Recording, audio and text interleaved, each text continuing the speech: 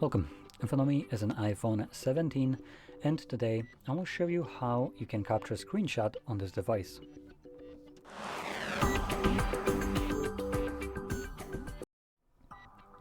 So to get started, you will want to open up content that you wish to capture, which for me will be the home screen that is already open and visible. Next, once you have your content visible that you want to capture, simply press the power button and volume up at the same time. You get a flash along with a pop-up like this one right here, and after a moment it will disappear.